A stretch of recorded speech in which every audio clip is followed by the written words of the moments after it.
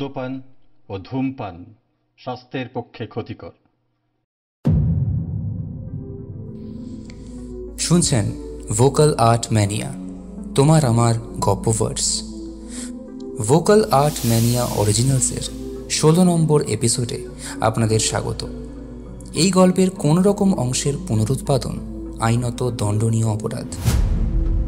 গল্প শুরুর আগে বলে রাখি, ভোকাল আর্ট ম্যানিয়ার গল্প আহ্বান ইতিমধ্যে শুরু হয়ে গিয়েছে। তোমরা যারা গল্প লিখতে ভালোবাসো তারা অবিলম্বে অনধিক 5000 শব্দে তোমাদের গল্প লিখে পাঠাও ডেসক্রিপশন বক্সে দেওয়া ইমেল আইডিতে।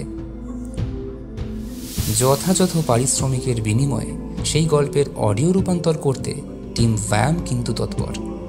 সম্পূর্ণ নিয়মাবলী পড়তে চেক করতে পারো আমাদের গল্প আহ্বান বিষয়ক কমিউনিটি পোস্টে, লিংক রইল ডেসক্রিপশনে।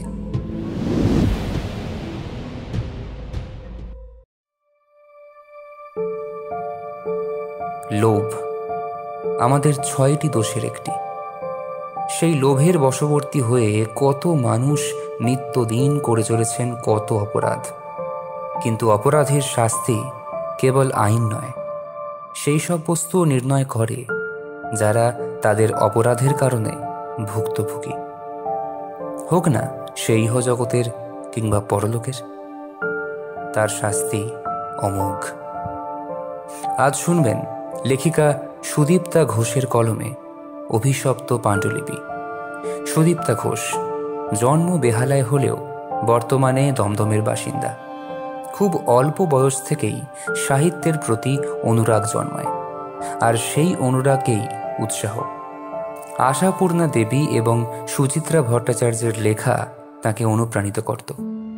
বিভিন্ন পত্রপত্রিকায় তার লেখা বেরিয়েছে এবং সেই সূত্রে বহু পুরস্কারেও সম্মানিত হয়েছে।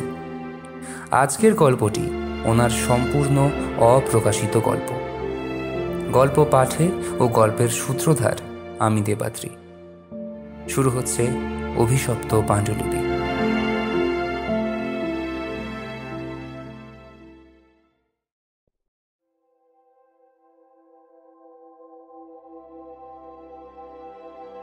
আজ অফিস থেকে তাড়াতাড়ি ছুটি হয়ে যাওয়াতে রথিন চিন্তা করল বাড়ি যাওয়ার পথে একবার ঢু মারবে অলোকেশের বাড়িতে। অনেকদিন ও পথ মারায় না রথিন, অথচ তাকে তো দুবেলাই অলোকেশের বাড়ির গলি পেরিয়ে যাওয়া আসা করতে হয়। অলোকেশ নিশ্চয়ই ক্ষেপে রয়েছে তার উপর, গেলেই গালাগালির বন্যা বইয়ে দেবে। আসলে সে তো অলোকেশের মতো ঝাড়া হাত পা নয়, সংসারী মানুষ। তারপর পয়সার চিন্তা তো আছেই। অলোকেশের ওসব বালাই নেই, তাই সাহস করে চাকরি ছেড়ে লেখা নিয়েই মগ্ন থাকতে পারে। যদিও অলোকেশের বউ মারা গেছে কিছুদিন হলো, আর একমাত্র ছেলে বিদেশে থাকে 4 বছর ধরে।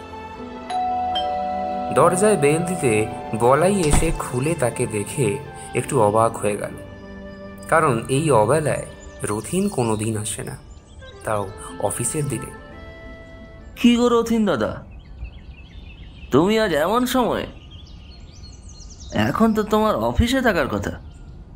বলাইয়ের প্রশ্নে রথিন হেসে উত্তর দিল, কি করব বলো, আজ অফিস থেকে আমায় ঘাড় ধাক্কা দিয়ে বার করে দিল।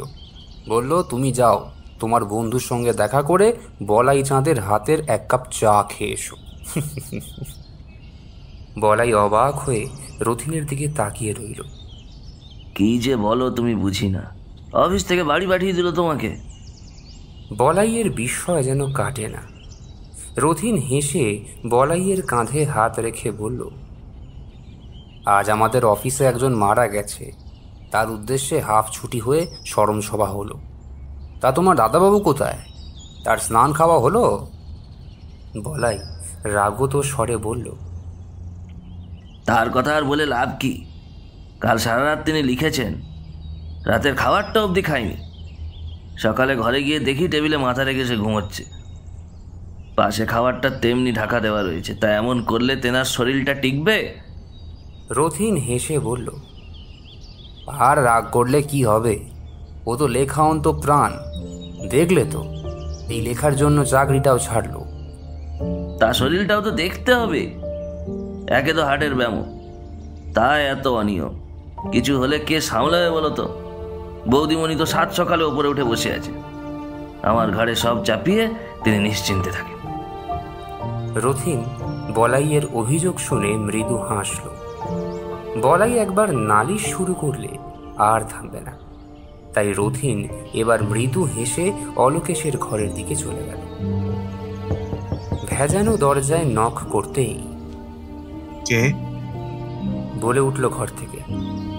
রথিন দরজা ঠেলে ঘরে ঢুকল। আগে বল, চান খাওয়া করেছিস তো? না হলে কিন্তু আমি ঘরে ঢুকবো না। নিশ্চয়ই তোর কাছে বলাই চাঁদ নালিশ করেছে সব। অলোকেশ একটা সিগারেট ধরাতে ধরাতে বলল, তা সে কি ভুল বলেছে কিছু? আর এই যে তোর সিগারেট খাওয়া, এটা বন্ধ করছিস না কেন? ডাক্তারের বারণ শুনবি না?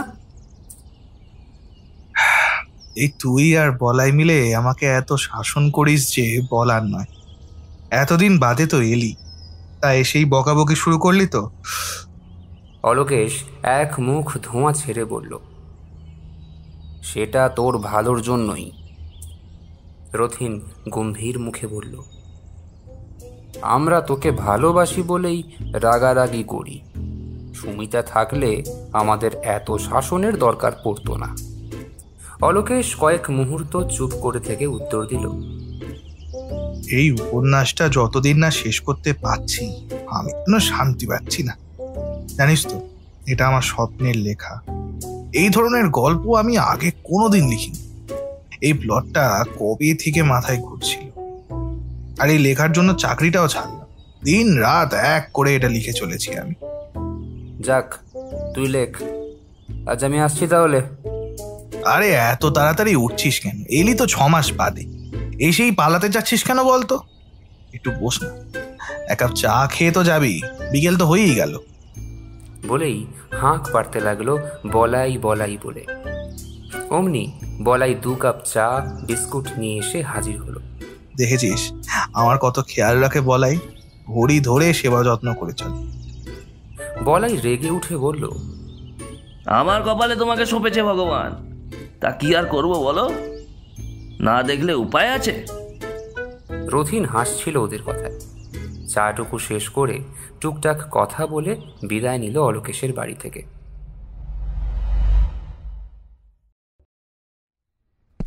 পথ চলতে চলতে মনে পড়ল তাদের 2 বন্ধুর বন্ধুত্বের কথা। সেই কলেজ লাইফ থেকে তাদের বন্ধুত্ব। একই এলাকায় দুজনের বাড়ি হওয়াতে বন্ধুত্বটা আরও বেড়েছিল। অলোকেশের লেখার হাত বরাবর খুব ভালো। লেখার সূত্রেই বেশ নামডাক হয়ে গেছে। অনেক রকম পুরস্কার তার ঝুলিতে রয়েছে। ভালো চাকরিও করত।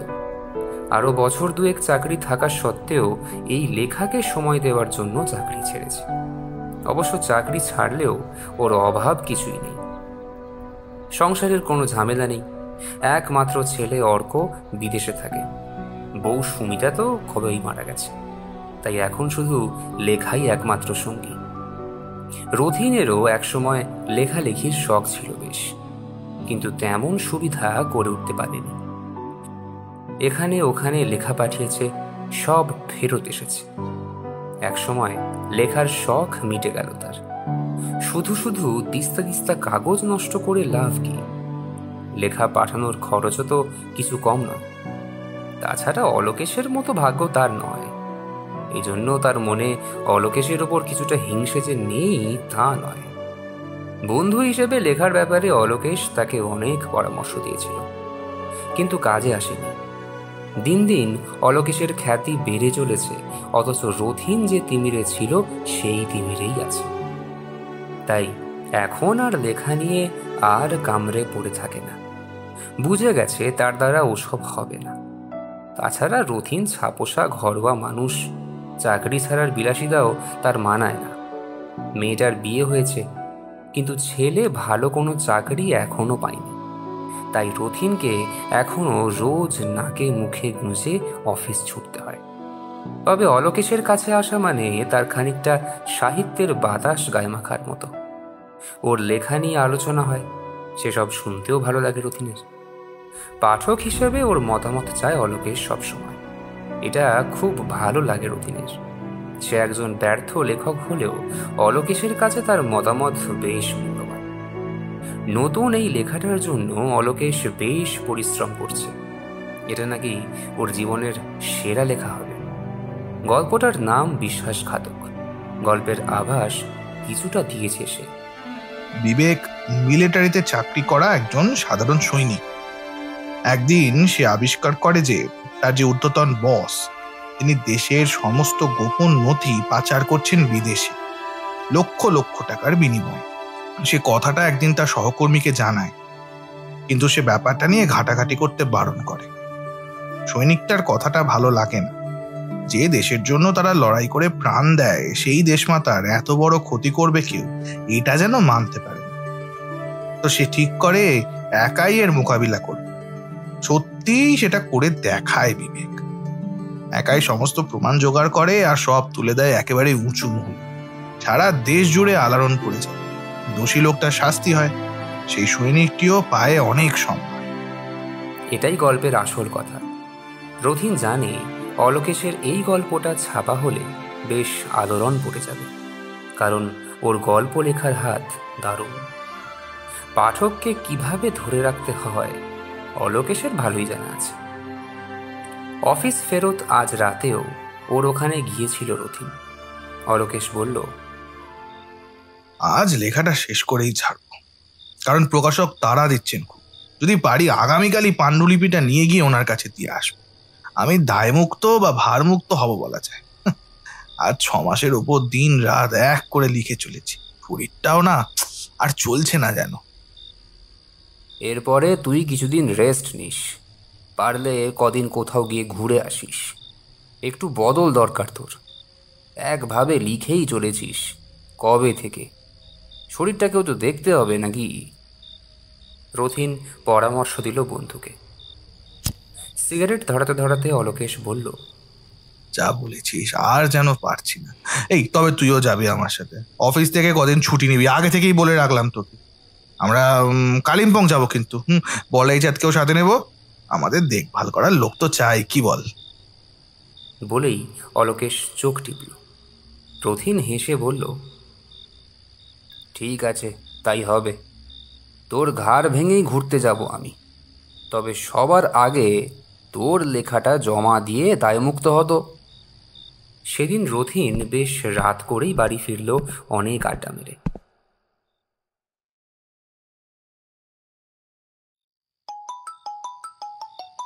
ভোর রাতে ফোন বাজার শব্দে ঘুম ভেঙে যায় রথিনের।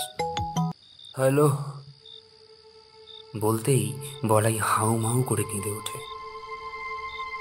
অলোকেশের মাঝরাতে শরীরটা খুব খারাপ লাগছিল। ওষুধও খেয়েছিল, খেয়ে আবার শুয়ে পড়ে। বলাই ওই ঘরের নিচেই শুয়েছিল আজ। একটু আগে বলাই উঠে গায়ে হাত দিয়ে দেখে গা একদম ঠান্ডা, কোনো সাড় নেই। খবরটা শুনেই রথিন একাই ছুটল অলোকেশের বাড়ি। গিয়ে দেখে একা একা বলাই অস্থির হয়ে বারান্দায় দাঁড়িয়ে আছে। রথিন দেখল অলোকেশের নিঃশ্বাস বা নাড়ির গতি একেবারে স্তব্ধ। সেটা বলাইকে জানাতেই সে 2 হাতে মুখ ঢেকে কেঁদে উঠল আবার। রথিন অলোকেশের ডাক্তার ডক্টর সুমিত মজুমদারকে ফোন করল, আর ফোন করল ওর ছেলে অর্ককে। অর্ক তো পরিষ্কার বলে দিল, এই মুহূর্তে তার পক্ষে কলকাতায় ফেরা সম্ভব নয়। তুমি আর বলাইদা মিলে যা ভালো বোঝো করো, টাকার দরকার হলে বলো। একটা দীর্ঘশ্বাস বেরিয়ে এলো রথিনের। আজ 4 বছরের বেশি ছেলেটা দেশ ছাড়া। বাবাকে শেষ দেখাও দেখতে চায় না, আর শেষ কাজটাও করতে আসবে না। কি সব সন্তান! এরা শুধু টাকা দিয়ে সব কর্তব্য পালন করতে চায়। নিজেকে এই মুহূর্তে অনেক ভাগ্যবান মনে হলো রথিনের। বলাই সব শুনে চোখের জল মুছে বলল, আমি সব কিছু করবো দাদাবাবুর। বৌদিমণি মারা যাওয়ার পর থেকে 8 বছর হয়ে গেল আমি ছিলাম মানুষটার সাথে। তার শেষ কাজও আমি করব। ডক্টর মজুমদার এসে ডেথ সার্টিফিকেট লিখে দিতে রথিন সববাহী গাড়ির জন্য ফোন করে দিল। অলোকেশের আত্মীয় স্বজন সেরকম কেউ এখানে নেই, তাই পাড়ার লোকজন ছাড়া কেউই এলো না। কয়েকজন সাংবাদিক খবর পেয়ে ভিড় করেছে। বিখ্যাত লেখক অলোকেশ সান্যাল মারা গেছেন কাল রাতে। সবাই জেনে গেছে খবরটা। এবার উল্কার গতিতে খবরটা ছড়িয়ে পড়ল চারদিকে। শ্মশানের কাজ সেরে বাড়িতে ঢুকলো বলাই আর রথিন। বলাই কাছা নিয়েছে, তাই রথিন নিজেই চা করলো দুজনের জন্য। চা আর বিস্কুট খেলো দুজনে বসে। এই বাড়িটায় এখন তুমি থাকো বলাই, পারলে তোমার পরিবারকে আসতে বলো। সবাই মিলেই থাকো এখানে, আর কাজটা তো এখানেই করতে হবে। বলাই চুপ করে থেকে বলল, দেখি কি করা যায়। ছেলের এদিকে আসার মতো সুবিধা হবে নাকি? নইলে ওর মাকেই শুধু আসতে বলে দেবো। টাকা পয়সা আছে তো এখন, তোমায় তো চালাতে হবে। রথিন জানতে চাইল। বলাই মাথা নেড়ে বলল, দাদাবাবু আমাকে সব শিখিয়ে দিয়েছিলেন। ব্যাংক, ওই এটিএম না কি সব তো আমিই যেতাম। এখন তো কিছুদিন চলে যাবে, পরে দেখা যাবে। আমাকেও কোনো কাজ খুঁজে নিতে হবে। বসে বসে খেলে তো আর চলবে না। কথাবার্তার পর বলাই তার ঘরে ঢুকল কোনো দরকারে। রথিন উঠে চলে আসছিল, এমন সময় চোখ পড়ল অলোকেশের লেখার টেবিলের উপর। পাণ্ডুলিপিটা তেমনি পড়ে আছে ওখানে। রথিন পায়ে পায়ে এগিয়ে গিয়ে সেটা হাতে নেয়। লেখাটা কাল রাতেই কমপ্লিট করেছে অলোকেশ। হঠাৎ একটা চিন্তা মাথায় কিলবিল করে উঠল রথিনের। কেউ কিছু দেখা বা বোঝার আগেই একটা প্যাকেটে পাণ্ডুলিপিটা ভরে নিল। টেবিলের ওপর রাখা অলোকেশের বউ সুমিতার ফটোটায় চোখ যেতে মনে হলো যেন তার হাসি নেই মুখে। অসম্ভব বিষণ্ণ সেই মুখ। রথিন আর দাঁড়ালো না। বলাই তার ঘরে রয়েছে এখনো, কিছুই টের পেত না।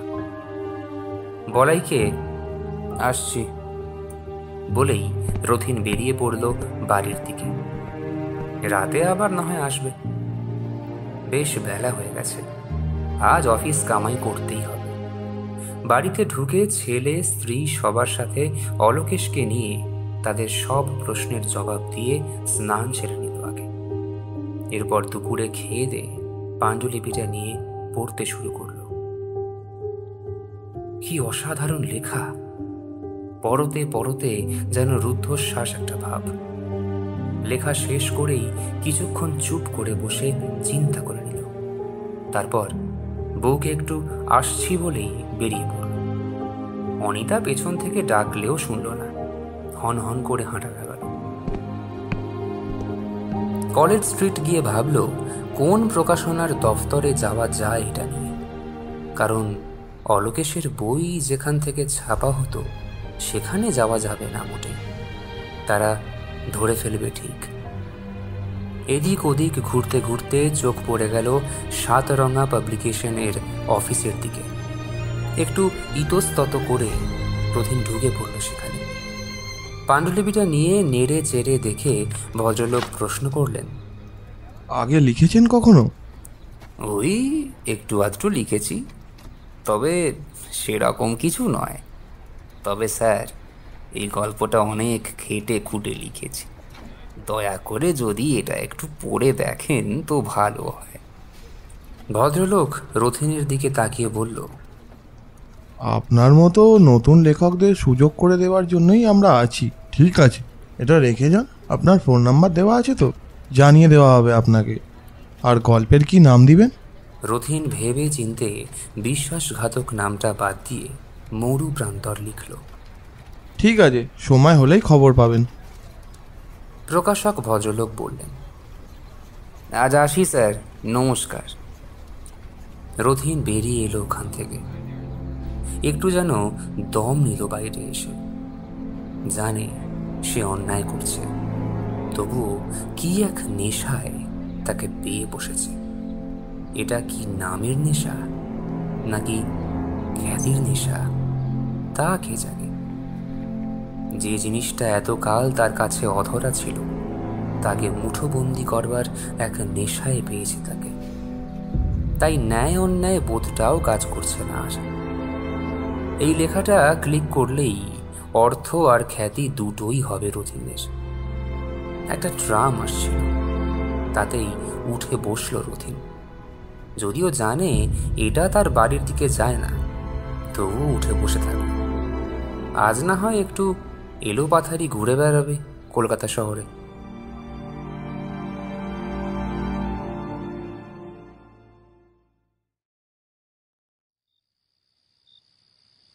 রাতের দিকে একবার অলোকেশের বাড়ি গেল রথিন, বলাইয়ের খোঁজ নেবার জন্য। সারাদিন কিছু খেয়েছিলে বলাই? ওই চা বিস্কুট খেয়েই কেটে গেল আমার। অন্য কিছু খেতে আর ইচ্ছে করছে না গো রথিন দাদা। তোমার বাড়িতে ফোন করেছিলে? কি বললো তারা? ছেলের মা চলে আসবে কাল বা পরশু সকালে। ছেলেটার কদিন দেরি হবে আসতে, ওদিকের ব্যবস্থা করে তবেই আসবে। তোমার দেশ যেন কোথায় বলাই? মালদায় গো দাদাবাবু। তা এত বড় বাড়িতে তোমার একা থাকতে ভয় করবে না তো বলাই? ম্লান হেসে বলাই বলে, গ্রামের মানুষ আমরা, ভয় ডর কী জিনিস জানি না। তাছাড়া আমি জানি দাদাবাবুকে আমি খুব ভালোবাসতাম, তিনিও আমারে ভালোবাসত। তাই আমার কোনো ক্ষতি দাদাবাবু করবে না, আমি ভালোই জানি। সামান্য কথা, তবু শুনেই কেঁপে উঠল রথিন। বলাই কি ক্ষতির কথা বলছিল? অলোকেশ কি তার উপর রেগে যাবে? ওর লেখা এভাবে নিজের নামে চালানো, এটা কি মানতে পারবে অলোকেশ? কি জানি, নিজের খ্যাতির মোহে কোনো ভুল করল না তো সে।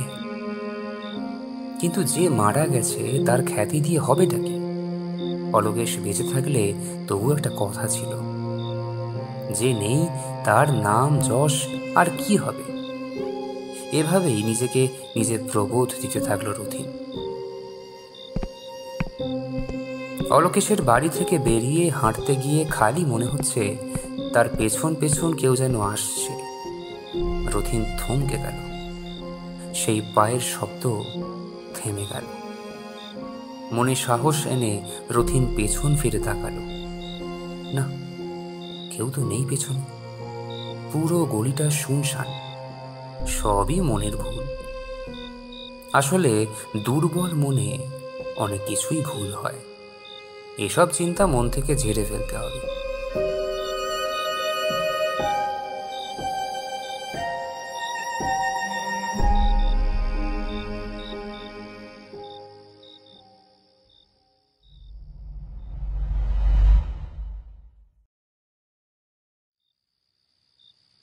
পরদিন অফিস ফেরত একবার বলাইয়ের সাথে দেখা করতে গেলে বলাই যা বলল তাতে রথিন একটু ভয়ই পেয়ে গেল। গতকাল রাতে দাদাবাবুর ঘরে খুটখাট আওয়াজ শুনে আমি তার ঘর থেকে উঠে দেখতে যাই। হয়তো ইঁদুর বা বিড়াল ঢুকেছে ঘরে, এই মনে করে ঘুম চোখে ভেজানো দরজা খুলে দেখি একটা ছায়ামূর্তি টেবিলের কাছে দাঁড়িয়ে কিছু একটা খুঁজে চলেছে পাগলের মতো। আমি কে কে বলতেই সে অদৃশ্য হয়ে গেল, কিন্তু এক পলক দেখে মনে হলো আমার দাদাবাবুই দাঁড়িয়েছিল। শুনতে শুনতে রথিনের মুখ ভয়ে সাদা হয়ে গেল।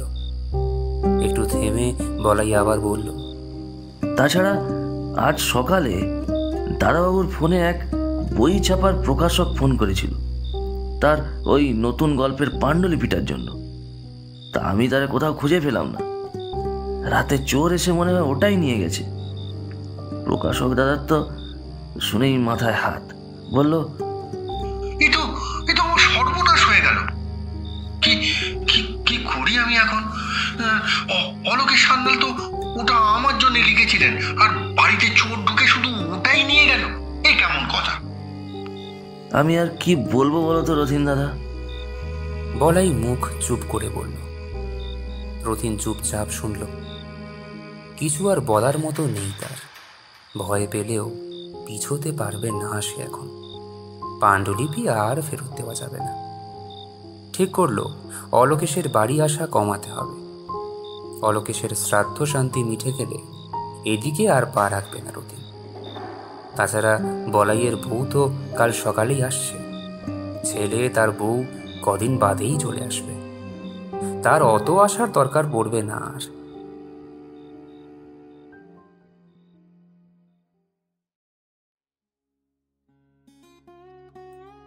পনেরো দিন বাদে পাবলিশিং হাউস থেকে ফোন করে রথিনকে দেখা করতে বলল। রথিন আনন্দে ভাসতে ভাসতে পৌঁছে গেল সেখানে। তাকে দেখেই সাতরঙার কর্মকর্তা বললেন, আরে করেছেন কি মশাই, এ তো প্রথম লেখাতেই কামাল করে দিয়েছেন। এরকম বলিষ্ঠ লেখা অনেকদিন পাইনি। এটা তো স্বাভাবিক। এরপরে আপনার কাছ থেকে এরকম আরো লেখা আশা করব কিন্তু আমরা। হ্যাঁ। রথিন বিগলিত হাসিতে মুখ ভরিয়ে দিল। আজ তার কত দিনের স্বপ্ন পূরণ হতে চলেছে। এক বুক খুশি নিয়ে ওখান থেকে বেরিয়ে এল রথিন।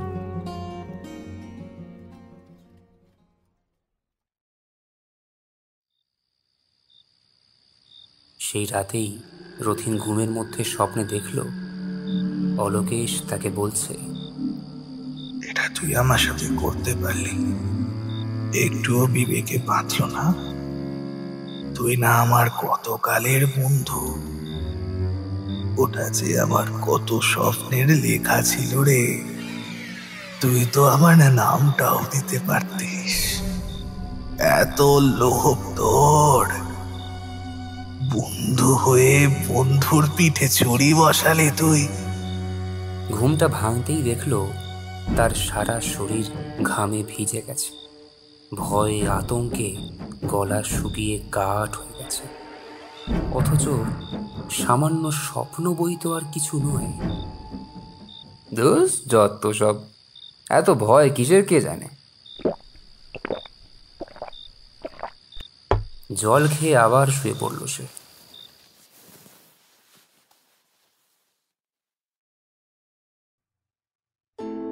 পরদিন অলোকেশের শ্রাদ্ধ ছিল। রথিনের মনে হলো ফটোর ভিতর দিয়ে যেন তাকে ভর্ৎসনা করছে অলোকেশ। তার চোখের দৃষ্টির মধ্যে শুধুই রাগ, আর সেটা শুধু রথিন দেখতে পাচ্ছে। সেই দৃষ্টি বেশিক্ষণ সহ্য করতে পারল না রথিন। শরীর খারাপের অজুহাতে বেরিয়ে এলো ওখান থেকে। হাঁটতে হাঁটতে গঙ্গার ঘাটে গিয়ে বসল সে।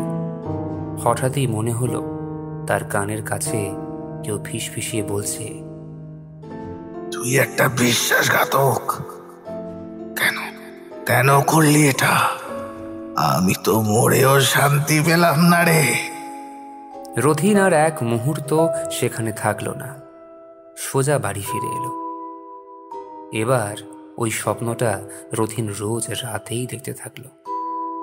সমানে তার দিকে যেন অভিযোগের আঙুল তুলছে অলোকেশ। রথিনের রাতের ঘুমের কোনো সমস্যা ছিল না এতদিন, কিন্তু এবার তার ঘুমটাই উড়ে যাচ্ছে। ভয় হয় চোখ বুঝলেই অলোকেশ স্বপ্নে চলে আসবে। অলোকেশের শ্রাদ্ধ শান্তি মিটে গেছে। বলাইয়ের পরিবার ওই বাড়িতেই বসবাস করছে।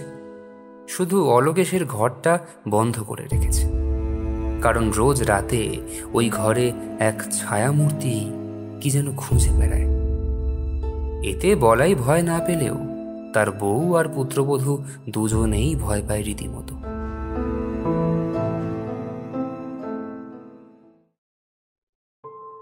কিছুদিন বাদে রথিনের লেখা উপন্যাস মরুপ্রান্তর প্রকাশ হতেই হইচই পড়ে গেল। এত সুন্দর একটা গল্প লেখার জন্য রথিনকে সবাই প্রশংসায় ভরিয়ে দিল। প্রথম লেখাতেই বাজিমাত করে ফেলেছে সে। অনেক প্রকাশক তার সাথে যোগাযোগ করে লেখা চাইছে। উদীয়মান নতুন লেখক হিসেবে রথিন এখন খ্যাতির তুঙ্গে। কিন্তু রথিন সবাইকে বলছে এই বইটার জন্য তাকে অনেক খাটতে হয়েছে। এখন সে এই মুহূর্তে লেখার কথা ভাবছে না। কিছুদিন যাক, তারপর দেখা যাবে। কারণ রথিন জানে ওই রকম লেখা তার কলম দিয়ে আর বেরোবে না। এটাই তার প্রথম আর এটাই শেষ লেখা হবে। কিন্তু কাউকে আর সেই কথাটা বলা যায় না। পরে লেখা দেব বলেই সবাইকে ঠেকিয়ে রেখেছে আপাতত। নতুন উদীয়মান লেখক হিসেবে অনেক পুরস্কারও পেয়ে গেল রথিন। নানা জায়গায় সংবর্ধনা পাচ্ছে রথিন, কিন্তু তার রাতের ঘুমটাই চলে যাচ্ছে আস্তে আস্তে। ভয় হয়, চোখ বুঝলেই অলোকেশের সেই রাগত মুখটা দেখতে হবে। ক্রুদ্ধ দৃষ্টিতে তার দিকে তাকিয়ে আছে যেন। দোকান থেকে ঘুমের ওষুধ কিনে খেয়েও লাভ হচ্ছে না কোনো। ঘুম তার কাছে অধরা থেকে যাচ্ছে। স্বামীর এই পরিবর্তন আর কারুর চোখে না পড়ুক, অনিতার চোখে ধরা পড়েছে। তাছাড়া এই বইটা যে তার স্বামীর লেখা হতে পারে না, সেটার বিষয়ে সে 100% নিশ্চিত। অনেকবার জানতে চেয়েছে রথিনের কাছে এই বিষয়ে, কিন্তু রথিন একেবারে উড়িয়ে দিয়েছে। বলেছে সে নাকি অফিসের কাজের ফাঁকে ফাঁকে এই গল্পটা লিখেছে। অবিশ্বাসী মন আর চোখ নিয়ে অনিতা স্বামীর দিকে তাকিয়ে থাকে। লেখা সূত্রে বেশ ভালোই উপার্জন হয়েছে রথিনের। এবার এক সিরিয়াল নির্মাতা তার কাছে এই গল্পটা চাইছে, সিরিয়াল বানাবে বলে। তাদের সাথেও একটা ডিল হয়ে গেল। বেশ মোটা টাকার অফার এটা। রথিনের এখন ব্যাংকে অনেক টাকাই জমে গেছে। এতদিন যা যা করতে পারেনি টাকার অভাবে, সেই সব স্বাদ সে মেটাচ্ছে। বাড়ি সারানোর কাজ, দামি ফোন, দামি টিভি, 2 ঘরে এসি, সব হলো। এরকম অনেক কিছুই রথিন করে ফেল। যদিও এসবে অনিতার বেশ আপত্তি ছিল। বাবার বলছে, টাকাগুলো এভাবে খরচ করছো কেন? কিন্তু রথিনের যুক্তি ছিল, সারা জীবন কষ্ট করব নাকি? শুনে অনিতা আর উত্তর দেয়নি। শুধু রাতের ঘুমটা রথিনের জীবন থেকে দূরে সরে যাচ্ছে ধীরে ধীরে। চেহারায় তার ছাপ পড়ছে দিন দিন। অফিসেও এখন রথিনের খুব খাতির। সবাই তার লেখার প্রশংসায় পঞ্চমুখ। তার কলিগ মানস সেদিন হঠাৎ বলল, দাদার চেহারাটা বেশ খারাপ হয়ে যাচ্ছে দিন দিন। কেন বলুন তো? লেখার জন্য এত নাম ডাক হলো, তা সত্ত্বেও চোখ মুখ বসে যাচ্ছে। এরম হচ্ছে কেন? আপনি এক কাজ করুন, কোথাও বৌদিকে নিয়ে ঘুরে আসুন কদিনের জন্য। ভালো লাগবে, একটু চেঞ্জ হবে। এই একঘেয়ে জীবন থেকে একটু মুক্তি পাবেন। কথাটা মানুষ একদম ঠিক বলেছে। বাইরে কোথাও ঘুরে এলে হয় কদিনের জন্য। অলোকেশ তো বলেই ছিল তাকে নিয়ে বেড়াতে যাবে কোথাও। এবার নিজেই না হয় যাবে বেড়াতে। টাকার চিন্তা এখন নেই। তাই রথিন এবার ঠিক করে মানসিক চাপ কমাতে বাইরে ঘুরতে যাবে সবাইকে নিয়ে। কিন্তু ছেলে শুনেই বলে দিল সে এখন যেতে পারবে না। নতুন প্রাইভেট অফিসের চাকরি, তাই ছুটি পাবে না। আর অনিতাও ছেলের অসুবিধার জন্য যাবে না বলে দিল। রথিন ভেবে দেখল ওদের জন্য বসে থেকে লাভ নেই। নিজের ভাবনা নিজেকেই ভাবতে হবে। মনের চাপ কমাতে এসে একাই বেড়াতে যাবে না হয়। অনেক ভেবে চিনতে পরের মাসে কালিম্পং যাওয়াই ঠিক করল রথিন। সেই মতো সব ব্যবস্থা করে ফেলল। অফিসের বিতানকে বলতেই সেই সব কিছুর বুকিং করে দিল ঝটপট। মাঝখানে আর 18টা দিন আছে। আজ অফিস থেকে ফিরে ঘর অন্ধকার করে শুয়েছিল রথিন। রাতের ঘুম তো গেছেই, তাই এখন একটু ঘুমোবার চেষ্টা করছে। অথচ রোজ পাশে শুয়ে অনিতা নিশ্চিন্তে ঘুমোচ্ছে। আজ চোখটা লাগতেই তার মনে হলো মুখের উপর একটা ঠান্ডা ভাব লাগছে। কিসের এত ঠান্ডা? চোখ মেলতেই দেখল মুখের ওপর ঝুঁকে রয়েছে এক ছায়া মূর্তি। চোখ দুটো তার জ্বলছে যেন। একটা বরফ ঠান্ডা হাত তার হাতটাকে সাঁড়াশির মতো চেপে ধরেছে। আতঙ্কে তার গলা চিরে একটা চিৎকার বেরিয়ে এলো। রান্নাঘর থেকে ছুটে এলো অনিতা। কি হয়েছে জানতে চাইতে রথিন চেপে গেল কথাটা। বলল, ঠিক বুঝলাম না, মনে হয় গায়ের উপর বিড়াল উঠেছিল। রথিনের শরীরটা তখনও কাঁপছিল। অনিতা ভ্রু কুঁচকে বলল, বিড়াল? বিড়াল তো কোনোদিন ঢোকে না আমাদের বাড়িতে, আজ কোথা থেকে এলো? রথিন আর কোনো উত্তর দিল না, শুধু নিজের বুকের ভিতরের কম্পনটা বুঝতে পারছে। কোন দিন না হার্ট ফেল করে মরবে এভাবে।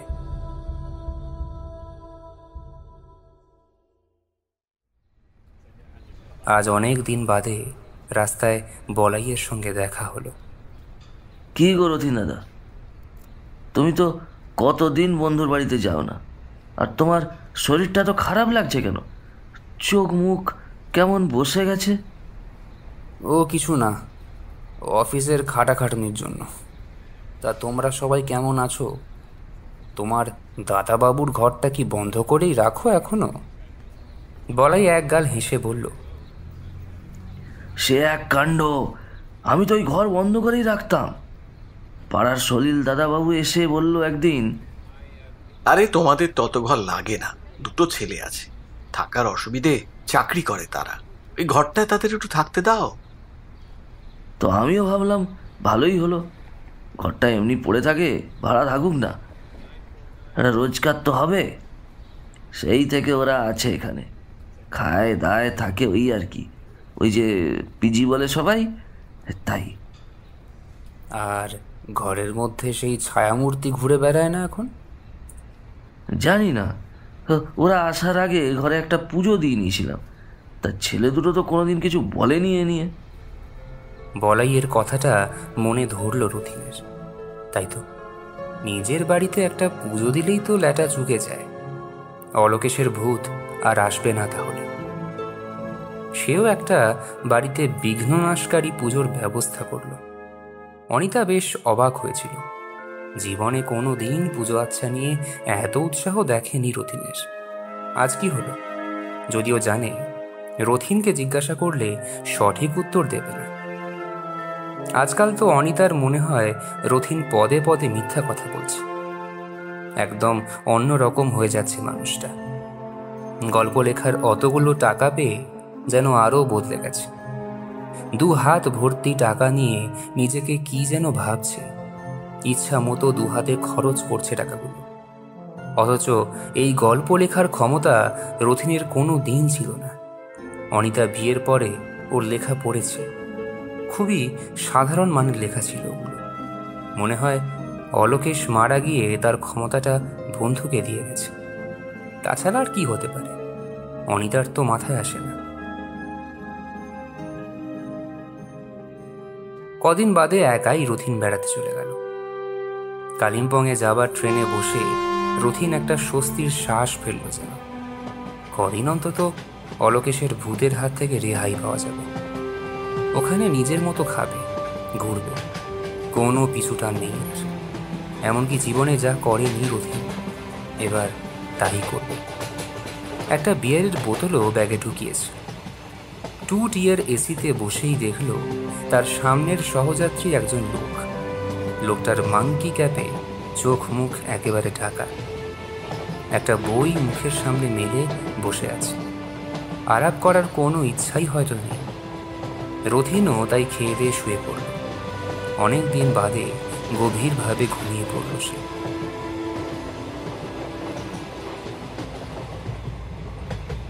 হঠাৎ মাঝরাতে রথিনের ঘুম ভেঙে গেল। বাথরুমে যাবে বলে উঠতেই সামনের সিটে চোখ পড়ে গেল। আর সেদিকে তাকিয়ে মাথাটা ঘুরে গেল রথিনের। একটা কঙ্কাল শুয়ে আছে সেখানে। তার চোখ দুটো শুধু জ্বলছে আগুনের ভাঁটার মতো। দৃষ্টিটা রথিনের দিকেই। রথিন ওখানেই অজ্ঞান হয়ে পড়ে গেল।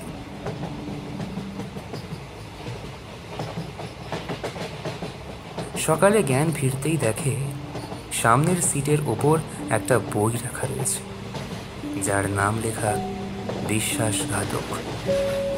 লেখক অলোকেশ সান্যাল। তবে কি অলোকেশের ভূত এখানেও তাকে টিকতে দেবে না? আবার একটা ভয় তার টুঁটি চেপে ধরল। বেড়াতে এসেও তার শান্তি কোথায়? কালিম্পং পৌঁছে অবশ্য রথিন আবার সবকিছু ভুলে গেল অপূর্ব প্রকৃতির মাঝে। অনেক দিন বাদে সে বাড়ি থেকে বেরিয়েছে। সংসারের খরচের চাপে তো কোথাও ঘোরা বেড়ানোর কথা চিন্তা করা যেত না। তাই এতকাল বাদে ঘুরতে এসে প্রকৃতির মাঝে যেন হারিয়ে গেল রথিন। আজ নদীর ধার দিয়ে চলতে চলতে দেখল এক জায়গায় ধোঁয়া উঠছে চারদিকে। মরা পোড়ানোর গন্ধ না গেল। এটা তো একটা শ্মশান হবে। রথিন ফিরে আসছিল, কিরকম ভয় ভয় লাগছিল। এমন সময় একটা মৃতদেহ নিয়ে লোকজন চলে এলো। খাটিয়া নামিয়ে রেখে তারা চা বিড়ি খেতে ব্যস্ত হয়ে পড়ল। হয়তো অনেকটা পথ এসেছে, বিশ্রাম নেবে কিছুক্ষণ। হঠাৎই খাটিয়ার দিকে চোখ চলে গেল রথিনের, আর ভয়ানক চমকে উঠল সে। শবদেহটার মুখ যেন অলোকেশের মতো দেখতে। এসব কি দেখছে সে? এটা কি করে সম্ভব? ভয়ে পাগলের মতো ছুটতে থাকে সে। আর ছুটতে ছুটতে সে একটা মন্দিরের নিচে পৌঁছে গেল। দেখল একজন সাধু বাবা সিঁড়িতে বসে বসে তার ঝোলা থেকে বাদাম কলা বার করে হনুমানদের খাওয়াচ্ছিল। রথিন তার পায়ের কাছে বসে পড়ে হাঁপাতে হাঁপাতে। হনুমানদের খাওয়া শেষ হতেই তারা দল বল নিয়ে চলে গেল। আর তখনই রথিনের দিকে নজর পড়ল সাধু বাবার। এক ঝলক দেখে বলল, बहुत परेशान लगते हो तुम बेटा, क्या बात है? রথিন তার পায়ের কাছে বসে সব খুলে বলল। সাধুজি সব শুনে বললেন, तुमने जो किया वो ठीक नहीं है। वो तो तुम्हारा जिगरी दोस्त था। उसके साथ ऐसी धोखाधड़ी करना नहीं चाहिए था बेटा, नहीं चाहिए था। রথিন সাধু বাবার পা জড়িয়ে ধরে বাঁচার উপায় করে দিতে বলল। উনি বললেন, वो अभी जिंदा नहीं है। उसकी आत्मा बहुत खतरनाक हो गई है। तुम्हारे पर गुस्सा भी बहुत है वो। ठीक है, तुम कल सुबह यही जगह पर वापिस आ जाना। मैं कवच बना के रखूंगा, आके ले जाना। अलख निरंजन, अलख निरंजन। রথিন আনন্দিত হয়ে ওনাকে অনেক প্রণাম জানিয়ে রিসর্টে ফিরে এলো সন্ধ্যের মুখে।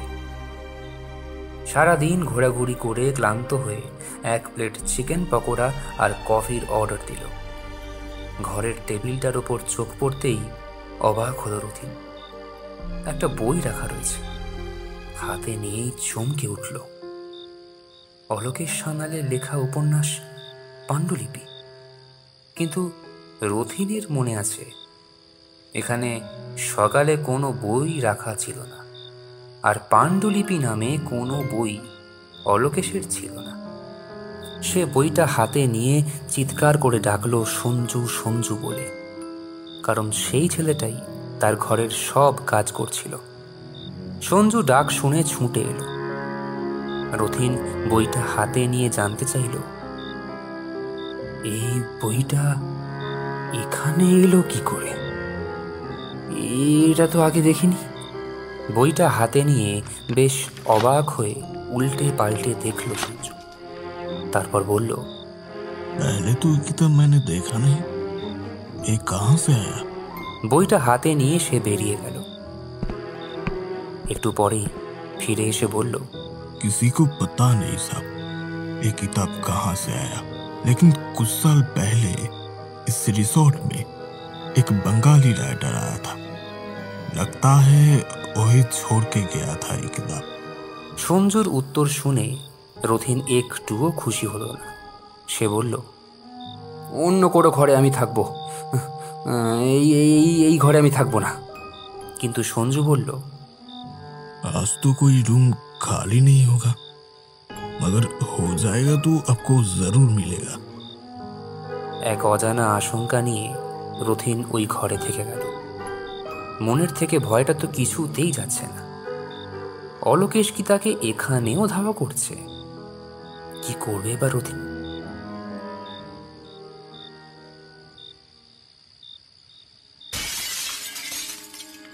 মাঝরাতে হঠাৎই ঘুমটা ভেঙে গেল একটা ঝনঝন শব্দে। মনে হচ্ছে জানালার কাঁচ ভেঙে চুর চুর হয়ে গেল। রথিন ধরমর করে উঠে বসল। দেখল ঘরের টেবিলের সামনে রাখা চেয়ারে কেউ বসে আছে, তবে বড়ই আবছাদার অবয়ব। সে ভয়ে চিৎকার করে বলল, কে কে বসে আছো? উত্তর দাও। সে মুখ না ঘুরিয়েই উত্তর দিল, আমাকে চিনতে তো তোর অসুবিধে হবার কথাই নয়। এত তাড়াতাড়ি ভুলে গেলি নাকি রথিন? রথিনের সারা শরীর জুড়ে যেন হিম স্রোত বয়ে গেল। এটা তো অলোকেশের গলা। তুই কি করছিস এখানে? হ্যাঁ, তুই কি করছিস এখানে বসে? রথিনের গলা কাঁপছে থরথর করে। শুনেই ভয়ানক হাসিতে সারা ঘর কাঁপিয়ে দিল অলোকেশ। আমি লিখেছি, আমার লেখা পাণ্ডুলিপি চুরি করে তুই নিজের নামে চালিয়েছিস। ওই পাণ্ডুলিপি ছিল আমার সর্বস্ব, তাই আমাকে আবার লিখতে হবে নতুন করে। আমার বাড়ির ঘরটায় আমি আর ঢুকতে পারি না, খুব কষ্ট হয়। তা তুই যেখানে যাস সেখানে আমিও থাকি। আবার একটা উপন্যাস আমায় লিখতেই হবে, নইলে মরেও শান্তি পাচ্ছি না আমি, শুধু তোর বিশ্বাসঘাতকতার জন্য। তাই এবার যে গল্প লিখবো তার নাম দেব বিশ্বাসঘাতক। আর তোকে নিয়ে লিখবো গল্পটা, তোকে নিয়ে। বলেই চেয়ার ছেড়ে রথিনের দিকে ঘুরে তাকালো অলোকেশ। একটা কঙ্কাল আর বিভৎস সেই মুখ।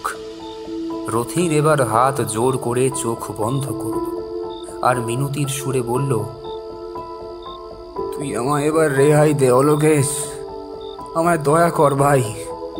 আর আমি পারছি না। আমি জানি আমি অনেক বড় অন্যায় করেছি।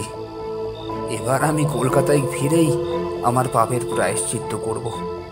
আমার অন্যায় আমি স্বীকার করে নেব সবার কাছে। এবার তুই আমায় একটু বিশ্বাস কর।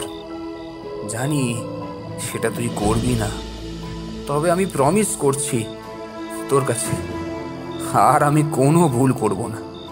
এটা আমার জীবনের প্রথম আর শেষ ভুল হবে। আমায় ক্ষমা করে দে তুই ভাই, ক্ষমা করে দে।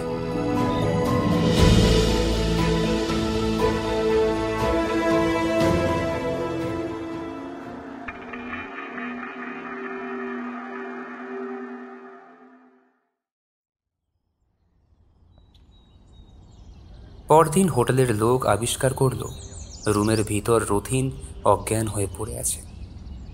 কেউই বুঝল না রথিনের অজ্ঞান হওয়ার কারণটা। রিসর্টের বয় সঞ্জু অবশ্য সবাইকে জানালো, সাবু রুমে থাকতে চাইছিল না, রুমটা চেঞ্জ করে দিতে বলেছিল, কিন্তু রুম খালি ছিল না বলে চেঞ্জ হয়নি। সেই দিনেই বাড়ি ফিরে এলো রথিন, ক্লান্ত বিধ্বস্ত চেহারা। অনিতা কোনো প্রশ্ন করল না স্বামীকে, যা বোঝার কিছুটা বুঝলো হয়তো। রথিন বাড়ি ফিরেই এবার সাংবাদিক সম্মেলন ডাকল। সেখানেই সে জানালো এই উপন্যাসের পাণ্ডুলিপি আসলে তার বন্ধু অলোকেশের লেখা ছিল। সে অনেকটা লোভে পড়েই নিজের নামে চালিয়েছে, কিন্তু তার বিবেক দংশন তাকে তিষ্ঠ হতে দিচ্ছে না। তাই সে সবার সামনে সব দোষ স্বীকার করে দিচ্ছে।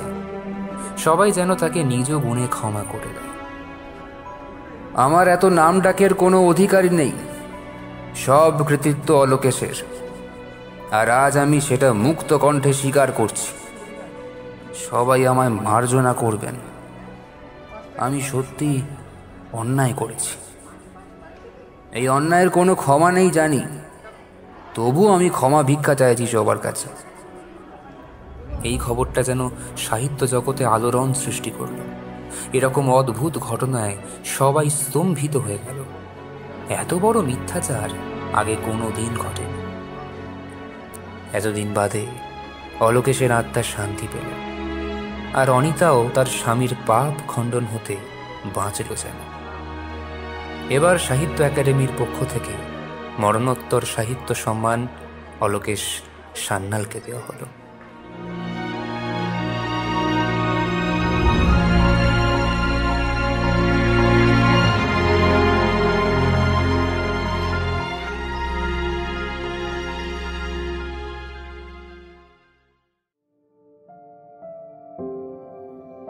এতক্ষণ শুনছিলেন অভিশপ্ত পাণ্ডুলিপি, রচনা সুদীপ্তা ঘোষ, গল্পের নাট্যরূপ অপেক্ষা, রথিনের চরিত্রে আমি দেবাদ্রি, সঞ্জুর ভূমিকায় দেবদূত, বলাইয়ের চরিত্রে অর্ণব, অলোকেশ শুভম, জনৈক ভদ্রলোক বিনায়ক, প্রকাশক সুদীপ দে, কর্মকর্তার চরিত্রে অতনু, মানস প্রসূন, অনিতা কৃষ্ণকলি, সাধু বাবা পার্থ, সলিল রাজ, পর্ব পরিচালনায় ও শব্দগ্রহণে আমি দেবাদ্রি ও লিলি, ধ্বনি পরিকল্পনা ও আবহে দেবদত্ত, পোস্টার ডিজাইনে নীল।